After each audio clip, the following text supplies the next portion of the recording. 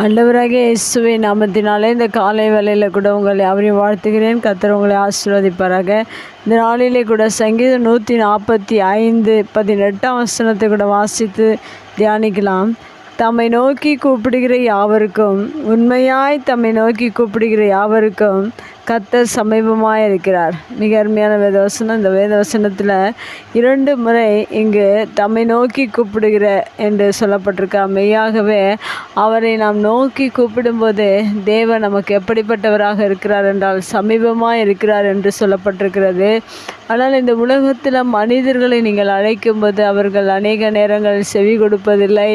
அவர்கள் நம்ம குரலுக்கு அவர்கள் செவி கொடுக்காதபடிக்கு இருக்கிறார்கள். ஆனால் நம்முடைய தேவன் நம்ம எப்பொழுதெல்லாம், எந்த இடத்திலாகிலும், எந்த நேரத்திலாகிலும், எதற்கென்றாலும் நாம் கூப்பிடும் போதெல்லாம் நம்முடைய தேவன் நமக்கு சமீபமாக இருக்கிறார் என்று சொல்லப்பட்டிருக்கிறது.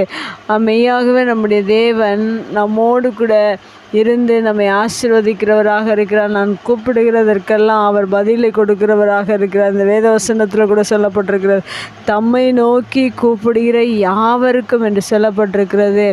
இன்று உலகத்தில் அப்படிப்பட்ட காரியங்களை செய்வதற்கு யாரும் இல்லை. ஆனால் தேவன் தம்மை நோக்கி கூப்பிடுகிற யாவருக்கும் என்று சொல்லப்பட்ட வார்த்தையின் பிரகாரம் நீங்கள் ஒருவேளை தேவனை நோக்கி இந்த புதிய நாளிலே அவரை நோக்கி கூப்பிடுவீர்கள் என்றால் மெய்யாகவே அவர் உங்களுக்கு சமீபமாக இருக்கிறார் என்பதை நீங்கள் அறிந்து கொள்ள வேண்டும்.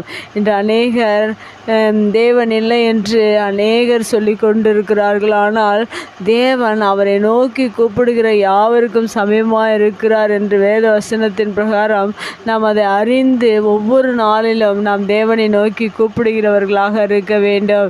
இந்த உலகத்தில் அப்படிப்பட்ட நம்பிக்கை இல்லாத அநேக மனிதர்கள் உண்டு. ஆனால் தேவன் சொல்லுகிற வார்த்தை, அவரை நோக்கி நாம் ஒவ்வொரு நாளும் கூப்பிட பழகி கொள்ள வேண்டும். ஏனென்றால் அவர் சமீபமாக இருக்கிறார். நம்மளுக்கு அருகில் இருந்து நமக்கு தேவைகளை நம்மை கண்காணிக்க, நாம் எங்கு சென்றாலும் நம்மை பாதுகாக்க, நம்மை ஆசீர்வதிக்க தேவன் நம்மோடு இருக்கிறார். அப்படிப்பட்ட தேவனை ஒவ்வொரு நாளிலும் நீங்கள் அவரை நோக்கி கூப்பிடுங்கள். இன்று அநேகர் அதை மறந்து விடுகிறார்கள். தேவன் இல்லை என்று நினைக்கிறார்கள். ஆனால் தேவன் நமக்கு சமீபமாக இருக்கிறார் என்பதை மறந்து போகாதபடிக்கு ஒவ்வொரு நாளிலும் அவரை கூப்பிட வேண்டும். அடுத்ததாக இந்த வசனத்தில் திரும்பவும் இங்கே சொல்லப்பட்டிருக்கிறது, உண்மையாய் தம்மை நோக்கி கூப்பிடுகிற என்று சொல்லப்பட்டிருக்கிறது. மெய்யாகவே நம்முடைய தேவனை நாம் உண்மையாய் அவரை நோக்கி கூப்பிட வேண்டும். இன்று அநேகர் அப்படி அழைப்பதில்லை, உண்மையாய் அழைப்பதில்லை. ஏனோ தானோ என்று அழைத்து அவர்கள் தேவன் இல்லை என்று நினைத்து இந்த பூமியில் வாழ்ந்து அநேக ஆசீர்வாதங்களை இழந்து கொண்டிருக்கிறார். ஆனால் நம்முடைய தேவன் நாம் கூப்பிடும்போது நமக்கு செவி கொடுக்கிறார், நமக்கு சமீபமாக இருக்கிறார் என்று நாம் உண்மையாய் அவரை நோக்கி கூப்பிடுவோம் என்றால் மெய்யாகவே நம்முடைய வாழ்வில் அவர் நமக்கு சமீபமாக இருந்து நம்முடைய எல்லா ஆசீர்வாதங்களையும் நமக்கு கொடுத்து, நாம் கூப்பிடுகிற நேரத்திலெல்லாம் செவி கொடுத்து, நம்முடைய தேவையெல்லாம் சந்தித்து, நம்மை பாதுகாத்து, நம்மோடு கூட இருந்து அவர் நம்மை வழிநடத்துகிறவராக இருக்கிறார். அவர் உங்கள் அருகாமையில் தான் இருக்கிறார். இன்றைக்கு அநேகர் அதை நினைப்பதில்லை, அதை மறந்து போகிறார்கள். தேவன் நம்மோடு கூட இருந்து தான் நம்மை ஒவ்வொரு நாளும் நடத்துகிறவராக இருக்கிறார். ஏனென்றால் வேத வசனம் சொல்கிறார், நான் உன்னை விட்டு விலகுவதும் இல்லை, உன்னை கை விடுவதும் இல்லை என்று சொல்லப்பட்டிருக்கிறது.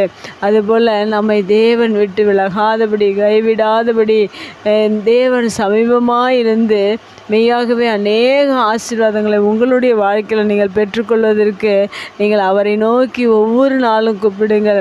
யாராகில இருந்தாலும், எந்த இடத்தில் இருந்தாலும் தேவன் உங்களுக்கு சமீபமாக இருக்கிற நீங்கள் நோக்கி கூப்பிடும்போது, நோக்கி கூப்பிட கூப்பிட தேவன் நம்ம கூட இருந்து நம்மை பாதுகாத்து ஆசீர்வதிக்கிறவராக இருக்கிறார்.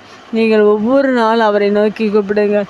நீங்கள் எந்த இடத்தில் இருந்தாலும் அவரை நோக்கி கூப்பிடும்போது தேவன் சமயமாய் வந்து உங்களுக்கு எல்லா நன்மைகளையும் ஆசீர்வாதங்களையும் கொடுக்க வல்லவராக இருக்கிறார். ஏனென்றால் ஆபத்து காலத்தில் என்னை நோக்கி கூப்பிடு, நான் உன்னை விடுவிப்பேன், நீ என்னை மகிமைப்படுத்துவாய் என்று சொல்லப்பட்டிருக்கிறது. ஆபத்தாக இருந்தாலும், எந்த சூழ்நிலையாக இருந்தாலும், தேவையாக இருந்தாலும், எதுவாக இருந்தாலும் தேவனை நோக்கி கூப்பிட நாம் கற்றுக்கொள்வோம். அவர் சமீபமாக இருந்து நமக்கு எல்லா ஆசீர்வாதங்களை கொடுக்க அவர் வல்லவராக இருக்கிறார். கண்களை முடி ஜெபிக்கலாம். எங்கள் அன்பு தகப்பனே, இந்த அருமையான வார்த்தைக்கு நன்றி செலுத்துகிறோம். உம்மை நோக்கி கூப்பிடுகிற கேட்குற யாவருக்கும் நீ சமீபமாக இருக்கிறபடினால் நமக்கு நன்றி செலுத்துகிறோம். சமீபமாக இருந்து எங்களுக்கு எல்லா நன்மைகளையும் ஆசீர்வாதங்களையும் உதவிகளையும் பாதுகாப்பையும் ஒவ்வொரு நாளும் நீர் கொடுக்கிறதற்காக நன்றி. இந்த வார்த்தை கேட்கிற ஒவ்வொருடைய வாழ்க்கையிலும் நீர் சமீபமாக இருக்கிறீர் என்பதை அறிந்து உம்மை ஒவ்வொரு நாளும் நோக்கி கூப்பிட்டு அநேக ஆசீர்வாதங்களை பெற்றுக்கொள்ள நீர் ஒவ்வொருவரையும் இந்த வார்த்தையின் மூலம் தகுதிப்படுத்துவீராக. இயேசுவின் நாமத்தில் ஜெபம் கேளும் நல்ல பிதாவே, ஆமேன்.